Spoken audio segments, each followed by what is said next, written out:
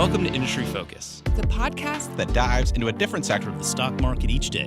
I'm your host, Emily Flippin. I'm Jason Moser. I'm Nick Seipel. I'm Dylan Lewis. And today we're talking financials. Today we're talking consumer goods. Wild Card Wednesday. And we're talking energy. And today we're talking tech.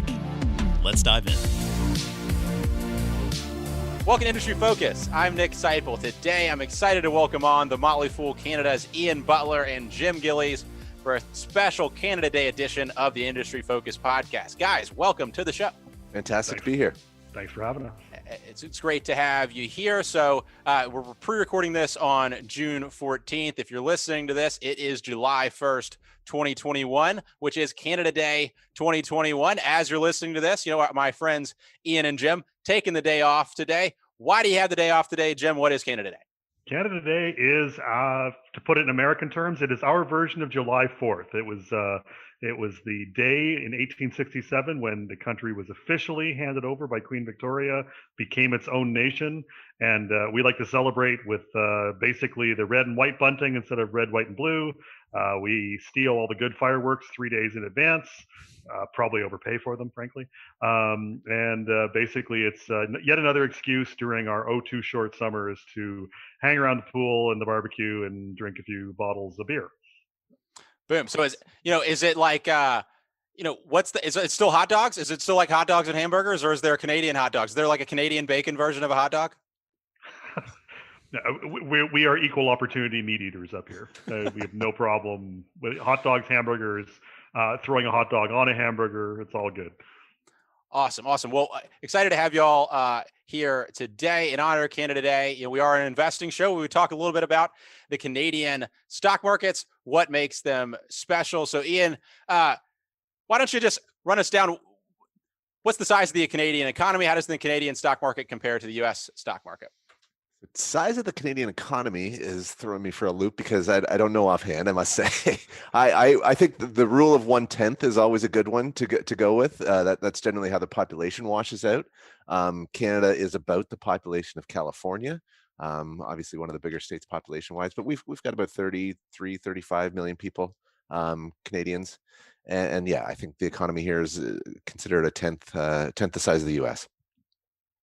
From a stock market perspective, though, I believe there's over 5,000 listings on the between the NASDAQ and the New York Stock Exchange. Is that about correct? That's a ballpark. Yeah. And I think there's about 1,500 to 2,000 on the primary Canadian stock exchange, which is the TSX index, Toronto Stock Exchange. So we do not have near the breadth or selection that we find in the American markets, which is why we've spent a lot of time over the years telling Canadians that they need to be looking south of the border for ideas to complement their Canadian stock ideas. Yeah, so when you look at the components of that market, you see a lot more kind of oil and gas, a lot more resources, I think, as they're referred to north of the border. How does that aspect of the economy flesh out in the stock market and in the way people invest in the country? Quite often poorly, if I can put it bluntly. The problem with the resource side of the market is you're always beholden to essentially what is the price of the resource. So you might be the absolute best, lowest cost operator in the oil and gas space, but if 2015 comes along where oil goes from $100 a barrel to sub $30 a barrel, it's not going to matter. So quite often the resource plays tend to as with everything, I think in investing, people get very excited when they're working, but it's very hard to forecast a cycle for commodities or for resources.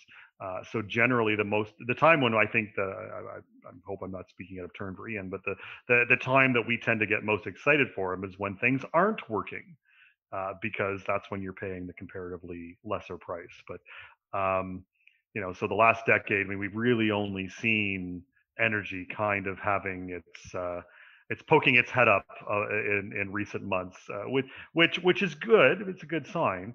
But we've seen this kind of head popping up a couple of times since about 2015, and it's always been slapped back down. So we have some hopes that right now it's going, but it can be a little bit more challenging. We also lack a lot of the the U.S. exposure to certain sectors, mainly the tech sector.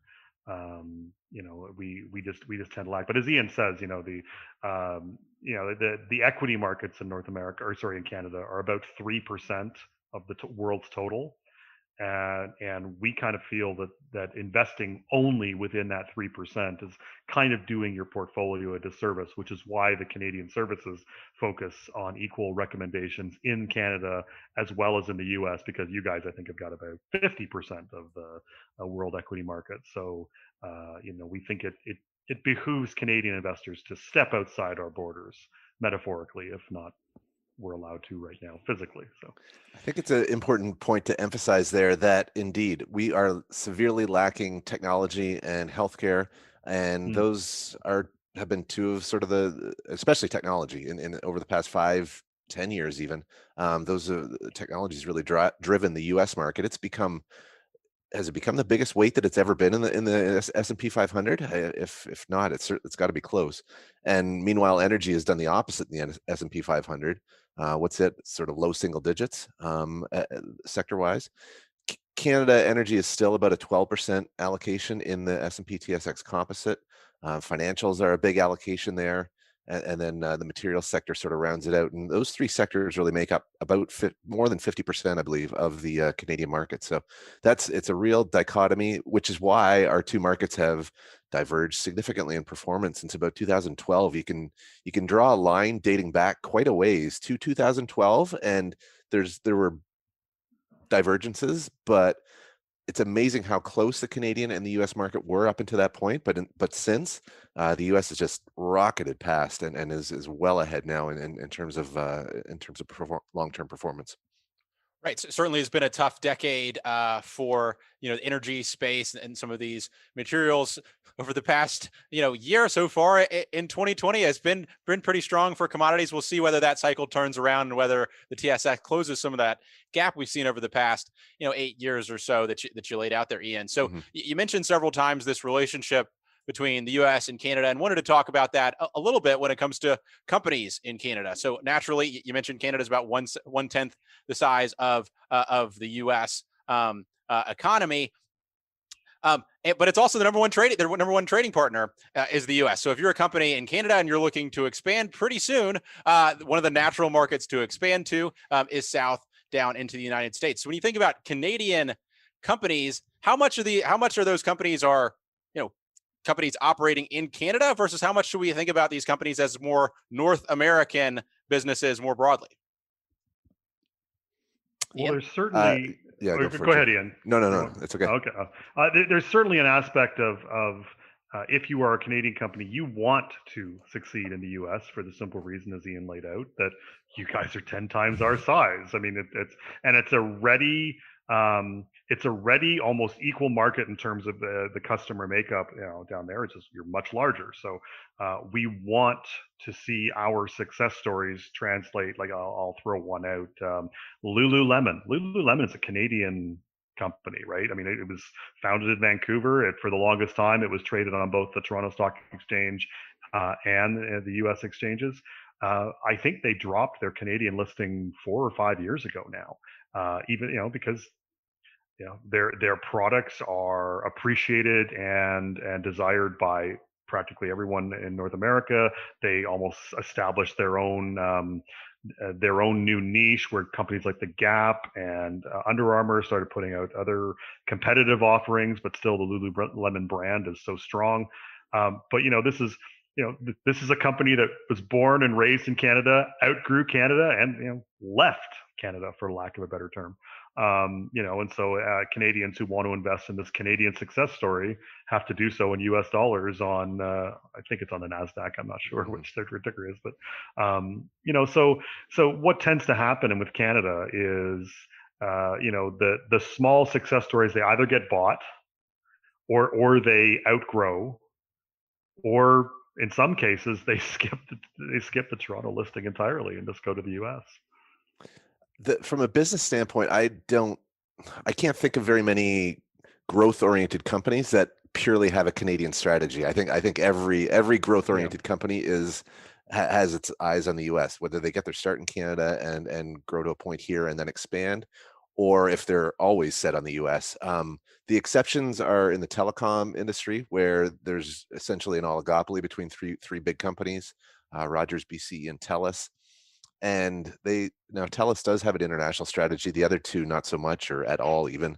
And that excuse me, same as the utility industry. So these big telecom companies, two of them, BC and Rogers, I would say, are more like utilities than anything, where it's regulated. They're promised a certain amount of growth essentially by the government regulations, and that's the game. But if you want a truly growth-oriented company, I can't think of a great example where it's purely a Canadian strategy. Right. So yeah, naturally you're seeking out these new markets, and the U.S. Is one of those. So another example where you think about companies starting in Canada and then growing up into the U.S. You see a lot of these with smaller businesses. The Canadian Venture Exchange. I know Jim has some opinions, maybe pro and con of what goes on that platform. But you see a lot of smaller businesses before they kind of get their big boy a listing. One of the popular places to do that is the Venture Exchange. Can you talk about the role that plays in markets and for businesses? Well, I'm going to quote Iain Butler here on the Venture Exchange. Ian's line a number of years ago. I love this quote. It's, the Toronto Venture Exchange, home of the world's worst companies. Like there's a lot of dross on the Venture Exchange, frankly. And there's a lot of things that don't, certainly there are some that grow and get their big boy listing and go up to the TSX. So MTY Food Group would be one that pops up. Acuity Ads is one that popped up or moved up. Viamed, I think, is another one. But and Ian's probably got another 20 we think of. And there's a bunch of others too that kind of list there and are quite happy just sitting there. They don't really care too much about their public. I mean, like Topicus is a recent spinoff from Westaim Software. Westaim, yeah, and they've been there. Those are good companies, but they're just like, well, we're happy here. But there's a lot of you want to be really careful with what's on the Venture Exchanges. I'll put it that way. A lot of it, I won't say half, but it might even be more than half. But let's call it half, are of the junior resource variety, where there's a plot of land in some far-flung locale, and promises of riches are mere weeks away if they just receive external money and then are able to throw it at the ground. The last decade. Yeah. It's so that story abounds on the Venture Exchange. I think though, in its purest sense, if we want to take the less crappiest companies in the world, Canada hasn't had a very developed venture capital market. Sort of the whole private equity venture capital Silicon Valley scene hasn't really been overly developed here in Canada. I think it's improved a lot, and actually I think Canadian companies have increasingly been getting access to the US venture capital market. But so it is evolving, but historically that Venture Exchange has provided at least external financing for the gems that do come along. So that's I think that would be the genesis of the exchange, but it's turned into it's you got to, as Jim said, tread carefully. I think pink sheets in the U.S. are sort of similar. There's just plenty of scuzz in pink sheet land. Yeah. It's got that history going back to funding these junior miners. And for folks that are familiar with that term, kind of industry term for it's miners that they don't have a mine. All right, they ain't pulling anything out of the ground yet. I don't know why that makes you a junior, but it means you don't have a mine that's producing anything. And historically, with the resource nature of Canada, there's been a need for funding there. But today, as you mentioned, because of the nature of that market, if you're looking for microcaps, that can tend to be a place where there are some hidden gem type microcap companies. But again, buyer beware, all the sorts of things that you find in microcap land.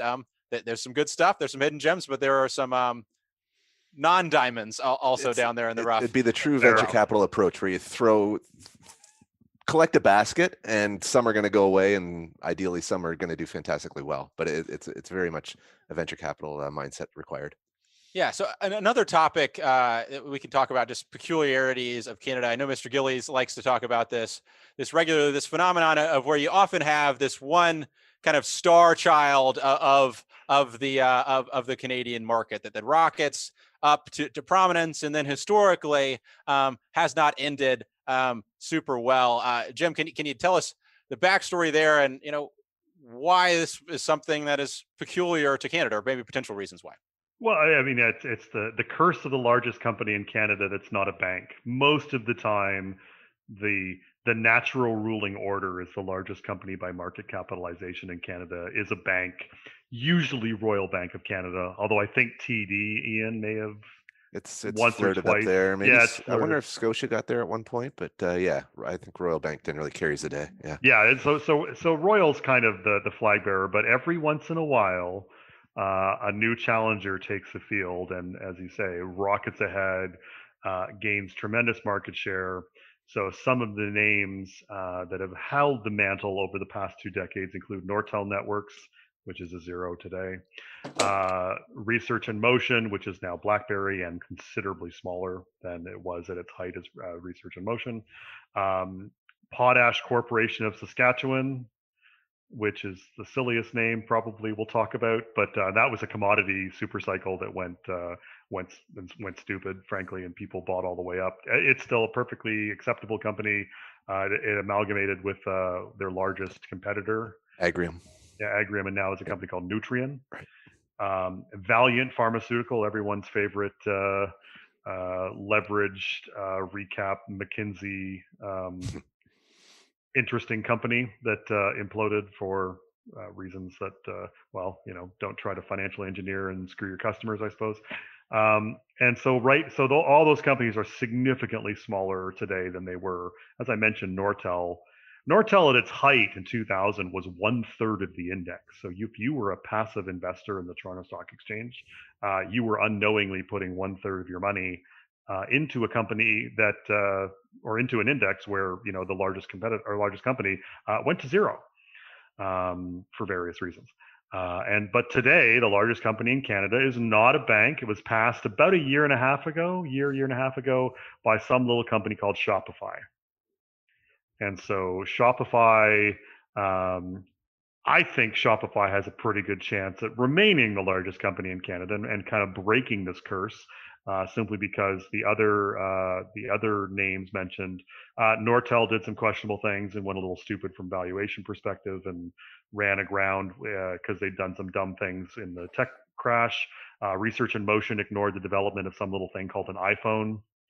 As I mentioned, potash was a commodity thing that went a little silly, and once the euphoria wore off, it went away. And Valiant was kind of financial engineering and fraud. And none of what I've just described applies to Shopify. Shopify is a real business with a real growth story with, in theory, how many small and medium-sized businesses can we have around the world? And it's not even small business anymore. I mean, I was looking at the Globe and Mail, our Canada's national newspaper. I was looking at their website to subscribe a couple weeks ago, and I see at the very bottom of the order page, powered by Shopify. It's like, oh, they've got Globe Mail. That's pretty good. Yeah, and you had another one recently. Netflix's new Yes. online merchandise store is also powered by Shopify. Yeah.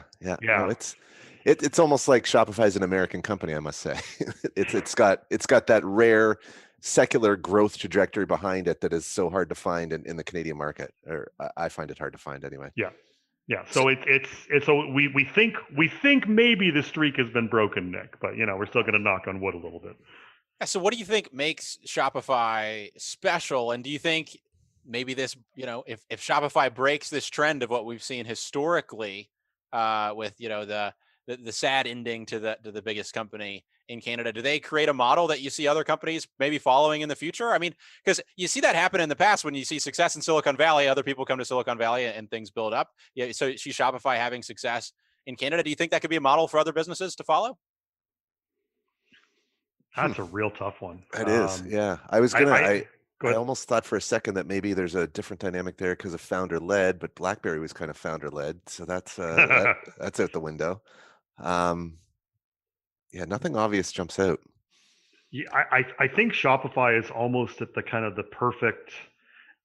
They came upon an opportunity that's almost perfect for what they were offering, and they've seized it, and the founder-led aspect of it is essentially they are not content to rest on their laurels. I mean, I give Research in Motion a hard time, justifiably, and Nortel as well, because I think both of those companies, especially Research in Motion, I mean, they openly mocked that the iPhone it's it might be a good toy for for some of the retail folks, but serious businesses and security things would continue to use the BlackBerry, and they got it precisely wrong. But they were very overweeningly confident. I'll put it that way. And I look at Toby Lutke at Shopify, and just the way they do things there. They just still feel, even though they are the largest company in Canada and they've had tremendous success, they feel hungry. They feel like they do not want to rest on their laurels, and I think that more than anything gives me hope that they can continue to maintain the lead they have now on Royal Bank and TD Bank. And I might highlight too, like Shopify to become it's biggest by market cap, but it certainly isn't biggest by other financial metrics. Like, so I'm just looking at the list here, and I mean, Royal Bank of Canada is number 2. It's got $47 billion worth of revenue. Shopify had $3.4 billion worth of revenue. So Shopify has definitely benefited from the general tech environment and the willingness of the market to pay big multiples for these growth stories. So that's really padded its market cap. But I mean, back to the company level though, there's no doubt there's some magic there. Yeah, we'll see. Amazon just passed. I think they're on pace. I think to pass Walmart as the biggest employer in the U.S. Shopify's got a long way to go to become the biggest employer in Canada. We'll see what happens there. So it's kind of moving to another topic. We've talked about the broader Canadian market, the biggest company phenomenon, maybe some things that make Canada special, and then we talked a little bit about Shopify and maybe what makes them special as the largest company in Canada. What are some companies that, for U.S. investors or Canadian investors that you think are special that folks should have on their radar? Jim? Do you want a dual listing, or do you want just a Canadian listing and they'll have to go find the pink sheets? I want companies that you think are special that do business in Canada that folks should have on their radar. I will. Well, I mean, I feel we've talked about this before, but again, we don't know the listenership of Industry Focus here and how many times. So you're going to have to go find this on the pink sheets, fools. But I hold that the best company in Canada, run by the greatest CEO/capital allocator in Canada, is a little company called Constellation Software. And Constellation Software is run by Mark Leonard, who's the CEO. He's been there forever. I think he might be a founder, actually. If he wasn't, certainly it doesn't matter, because he's been the guy driving it the entirety of its public history. It's just been public just over 15 years, I believe, or roughly 15 years. In that period of time, I think it's generated about 40% annualized returns. So mildly outperforming every market out there. Mark Leonard is notoriously reclusive, doesn't give interviews, doesn't do quarterly conference calls, used to write letters a couple times a year, kind of stopped that, or severely cut that back. But they're basically a software acquirer and integrator, and they are masters at going and acquiring small software companies in various different verticals and integrating into their own operations and just producing a ton of cash flow, which turns around and facilitates the next generation of acquisitions, and it becomes this virtuous circle. So its ticker is CSU on the Toronto Stock Exchange, and there is a pink sheet listing somewhere, which I'll have to go look for you. So yeah, we'll throw it in the description of the podcast. Yeah, Jim, what do you think? So you talked about this really strong history that Constellation Software has had, and these incredibly strong returns. And as you look into the future, the company has talked about maybe doing some larger acquisitions going forward. Do you think the company, the opportunity before them is just as bright as things have been in the past? What are you looking at with the company today? Well, part of me, I was kind of speculating to that. Yes, I think they have to do larger acquisitions, because you can't buy. I mean, it's now a $32, $33 billion company, I believe. You can't go out and buy the $5 million revenue company anymore and expect to really move the needle. Plus, the $5 million revenue company is like two guys in a garage somewhere. So you're not going to move the needle much. We've actually talked of a couple of potential candidates that we could see Constellation targeting that are larger, that would fit this bill. One of which is called Computer Modeling Group, which is out of Calgary. It's they basically do reservoir modeling for oil and gas players. Constellation, I don't know if this is deliberate or not, but Constellation has managed to get a couple of their executives / directors onto the board of directors for Computer Modeling Group. Computer Modeling Group has had a history of lots of cash generation, not a lot of stock price appreciation in the last few years. And there's another company called Enghouse or Enghouse, depending on how you want to pronounce it. It's ENGH on the Toronto Stock Exchange. It's about a $3 billion it looks a lot very similar to a Constellation, except it's 1/10 the size. They've been struggling a little bit to get some growth. It wouldn't shock me to see Constellation maybe take a run at them, because it's really been built on the same model as Constellation. So yeah, I think they're going to have to start doing larger. And you could put up the argument, or you could put up the concern that, well, they have historically been really good at buying the $50 million company. They've just done phenomenally at that.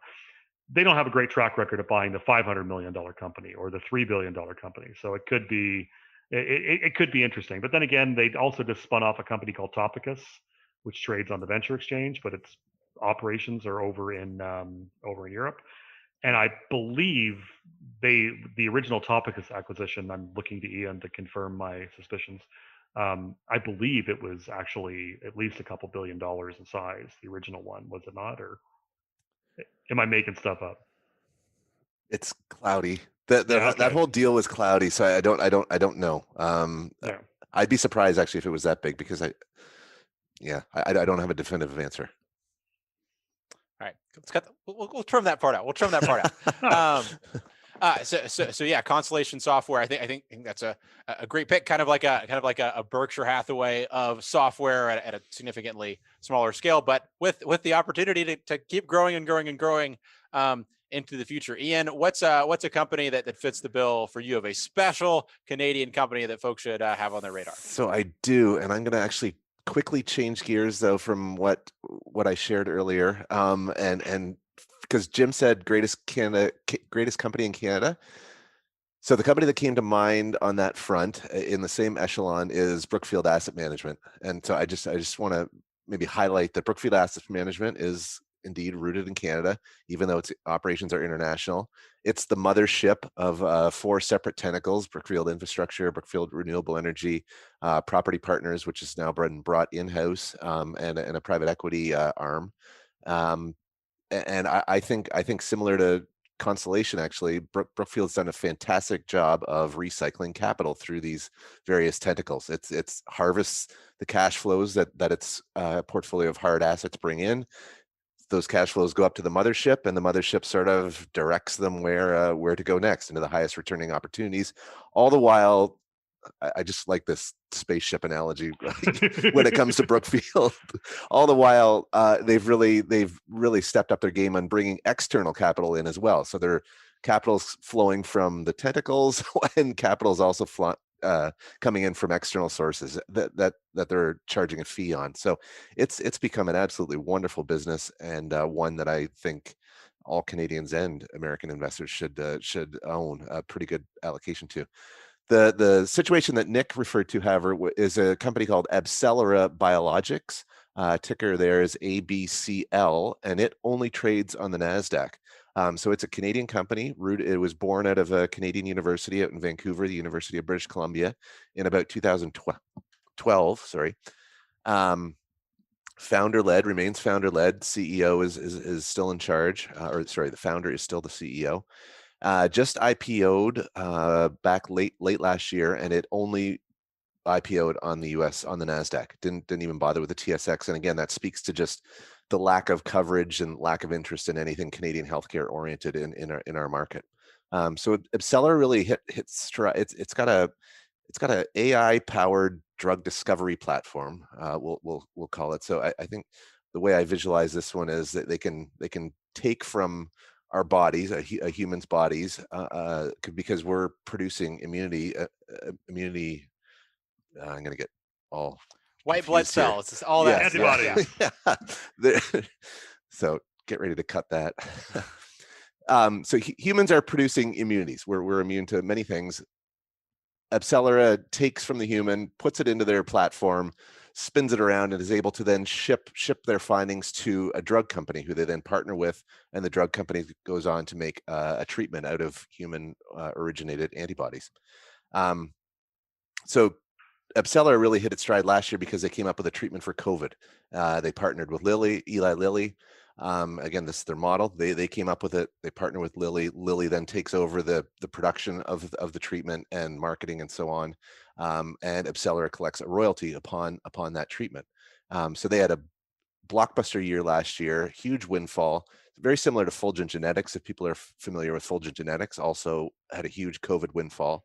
But I think what's been lost on the market is that AbCellera is not a COVID story. It's been wonderful to pad its bank accounts with these COVID proceeds from this treatment that they come up with. But this platform is good to go on any number of fronts, and they've got over 100 different partnerships in place, and it's just a matter of sort of these treatments being born from this platform, and then AbCellera collecting a royalty from that point forward. So I think it's a really interesting situation. Certainly higher on the risk reward scale. But it's a $7 billion company that you could easily see become worth far more than that as they build sort of their portfolio of royalty producing treatments. Yeah, and can you spell that company? AbCellera. So it's ABCELLERA. And again, the ticker on the NASDAQ was ABCL. Excellent. I had one follow-up on Brookfield for you, Iain, because you mentioned all the different tentacles of the business. I actually got a question on Twitter about this. They're growing another one. It's like the Hydra, right, where you keep growing the tentacles out there, moving into the reinsurance business. Do you have any thoughts on that and what's going on there with Brookfield? Yeah, I think that's going to be really interesting to watch because they've gone in another direction in the past, right? They had a little internal specialty insurance company called Trisura, and they actually punted that from out of the mothership. Like this is the cool thing about Brookfield is that you'll just hear them announce that they own some entity that you didn't even know was in there. So Trisura, specialty insurance company, they punted that from the mothership, and it's become a standalone company. So now they're going to, I guess similarly, they're going to bring this reinsurance business out of the mothership into the public world and allow it to live on its own, if I understand the deal. Jim's squinting, so I might not have it completely right. No, it's about right. That's right. Okay. But Trisura is just the Trisura story is just a wonderful, wonderful example of the species of the spinouts. Like it was spun out at $21 a share in July, like literally 4 years ago, like July 2017. And for every 150 shares of Brookfield you owned, you got one share of this tiny little specialty insurer. So of course, what happened? Anyone who got it just threw it over the side without a second thought. The stock's gone but if you were buying it, and we were fans of it and remain fans of it today, but we were buyers there. It's gone from $21 when it was spun out to I think it's 150 today. Like it's just been just this tremendous growth story of an industry where you didn't expect to see it. So I don't know if the many reinsurance insurers arm that have performed like that. But No. and I think that hits the point too with this reinsurance business. It's going to be a similar situation. Brookfield owners are going to get a share. I don't know what the ratio is, but that's the idea. I think it's one for 140 shares or 150. Okay. Now Okay. Brookfield has split 3 for 2 since Trisura came out, so it's a slightly bigger deal net. But yeah, the same thing's going to happen. People are just going to puke it out and be done with it. Yeah. So that's I think So stay tuned. One to pay attention to. That's right. All right, so we'll add that one to the watch list. You've got a bonus stock to keep on your radar here as Brookfield gets ready to spin off their reinsurance business. Y'all, thanks so much for spending this time with me to run down Canada and celebrate Canada Day. Can't wait to have y'all back on again in the future. Thank you. As always, people on the program may own companies discussed on the show, and the Motley Fool may have formal recommendations for or against the stocks discussed, so don't buy or sell anything based solely on what you hear. Thanks to Tim Sparks and Annie Franks for their help mixing the show. For Iain Butler and Jim Gillies, I'm Nick Seipel. Thanks for listening, and Fool on.